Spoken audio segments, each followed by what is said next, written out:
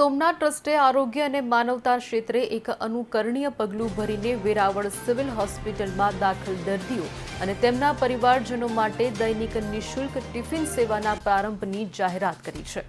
આ સેવા સોમનાથ ટ્રસ્ટના દુખિયાના નાથ સોમનાથ સૂત્રને અનુસરીને શરૂ કરવામાં આવી છે। આ સેવાનું ઉદ્ઘાટન વેરાવળ સિવિલ હોસ્પિટલ ખાતે દીપ પ્રાગટ્ય સાથે કરવામાં આવ્યું હતું, જેમાં ટ્રસ્ટના ટ્રસ્ટી જેડી પરમાર, જિલ્લા કલેક્ટર દિગ્વિજયસિંહ જાડેજા અને ટ્રસ્ટના સચિવ યોગેન્દ્રભાઈ દેસાઈના શુભ હસ્તે દીપ પ્રાગટ્ય કરીને દર્દીઓને તેમના પરિવારજનોને ભોજન વિતરણ કરી સેવાનો પ્રારંભ કરાવ્યો હતો। સોમનાથ ટ્રસ્ટ દ્વારા દરેક દિવસે અગાઉથી વેરાવળ સિવિલ હોસ્પિટલના મેનેજમેન્ટ સાથે સંકલન કરવામાં આવશે અને આ સેવા હેઠળ દર્દીઓને એક પરિજન માટે બપોરે અને સાંજે ટ્રસ્ટના ભોજન પ્રસાદ ગૃહમાં તૈયાર કરાયેલા તાજું અને પૌષ્ટિક ભોજન કહી શકાય કે લુક પ્રૂફ કન્ટેનરમાં પેક કરીને હોસ્પિટલમાં પહોંચાડવામાં આવશે। બહાર ગામથી પણ આવેલા હોય છે,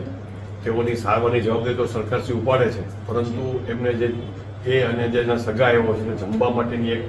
મોટી એક સમસ્યા રહેતી હોય છે, કારણ કે અહીં જે દર્દીઓ આવે છે એ મોટાભાગે સામાન્ય ઘરના હોય છે અને એમનું કોઈ અહીં સગાવાલા હોતા નથી, એટલે જમવા બાબતની ઘણી એમને તકલીફો પડતી હોય છે। તો એ